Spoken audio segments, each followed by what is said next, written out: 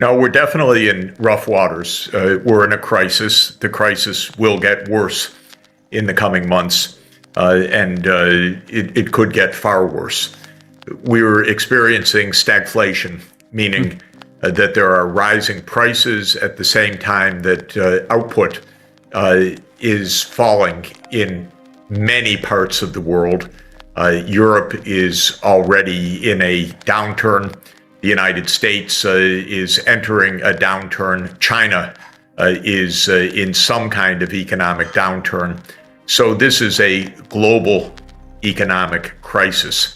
And so I regard the overall economic situation as bad as I've seen in decades, worse than in 2008.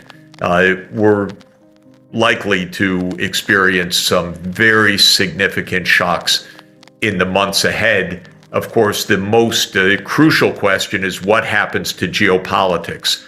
Does war spread? Does it intensify? Does it diminish? Is there a return to the negotiating table? Do the US and China come to blows which would disrupt global society? Do they find a way to talk with each other? These are the questions that we're facing right now.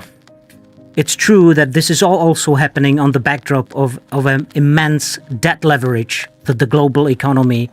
What do you think is the optimal solution to the current global debt overhang? And by debt, I mean private, everything. Public, everything. I'm just rounding up. I don't even want to think about the figure because it's too many zeros.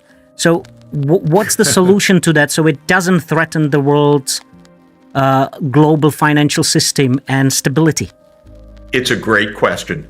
Again, in the last stagflation that we had in the late 1970s, what happened was that the inflation in the United States reached around 10% per year, and the Fed, under a 6'7", a 2-meter chairman of the Fed, Paul Volcker, cigar smoking, tough guy, he said, we're going to end this inflation, and he put interest rates up to 20%.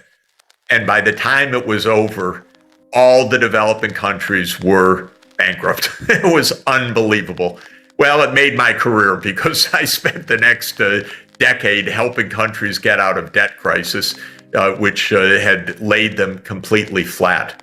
So if we go into this just with a naive financial squeeze right now, we'll end up with a lot of carnage, meaning a lot of countries in default, a lot of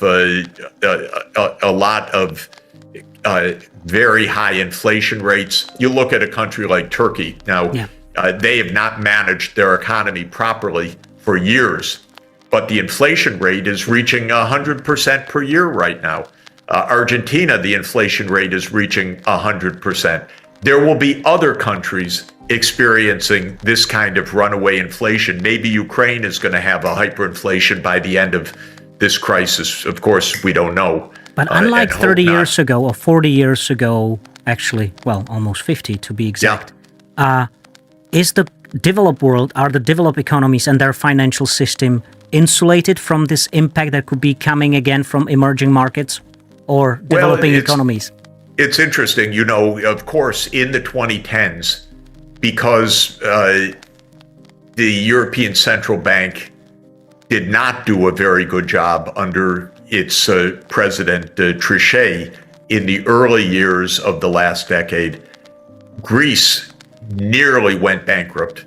And it wasn't so far for Ireland, Spain, Portugal, and even Italy. And Slovenia. So the Eurozone and Slovenia, the Eurozone almost collapsed. And it required Draghi's deft hand to prevent that collapse. Basically, the European Central Bank had to act as a lender of last resort to prevent a disaster. So central banks and their wisdom or lack of wisdom will determine a lot. In 2008, the Fed and the U.S. Treasury stupidly drove Lehman Brothers into a bankruptcy one weekend in September 2008, and it cost the whole world trillions of dollars, that technical mistake that they made. And so when you're in a crisis, the first thing to say is these institutions are not so reliable. They're not so smart. They're not so foolproof that they necessarily avoid real damage.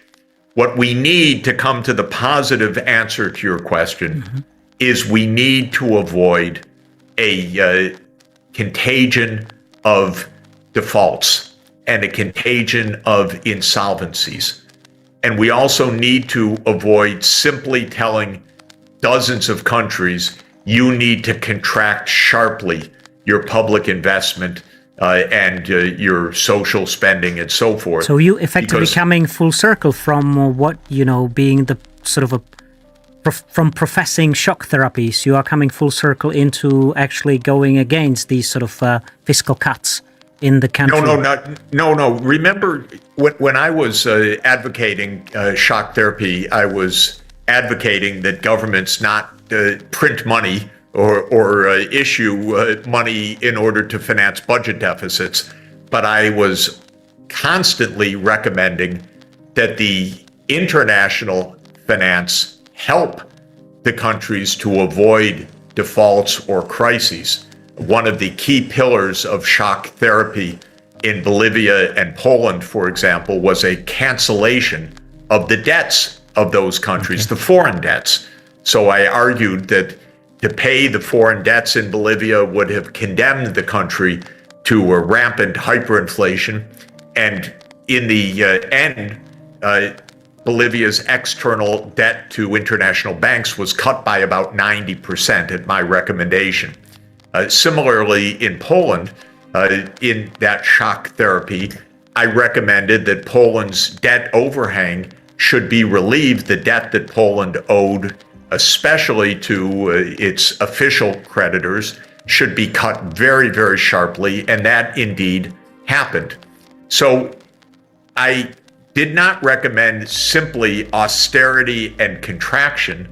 I recommended always that the international counterparts, the creditors, play a role, a constructive role, a positive role in preventing crisis in debtor countries. And in debt relief, regardless the potential risk of moral hazard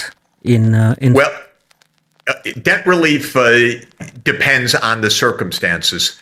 In the circumstances today, I'm not recommending cancellation of the face value of debts. What I am recommending is that one way or another, and it depends very much on the specific circumstances, that countries get the kinds of development finance that they need, even on a larger scale than now. And I'm talking about new debts on a long-term, low-interest rate basis so that these countries can continue to develop without going into default today. It's a tricky proposition for countries that have borrowed on the Eurobond market, governments that owe money right now. It may be that they have to say to the creditors, well, we need to extend the horizon for repayment under certain kinds of contracts where there are collective action clauses. This can be done fairly smoothly, and probably many countries are going to have to take that chance. When it comes to official credits that a government owes to a rich country government or to the World Bank or to some other international institution, I'm recommending a set of measures to make sure that the developing countries are getting more finance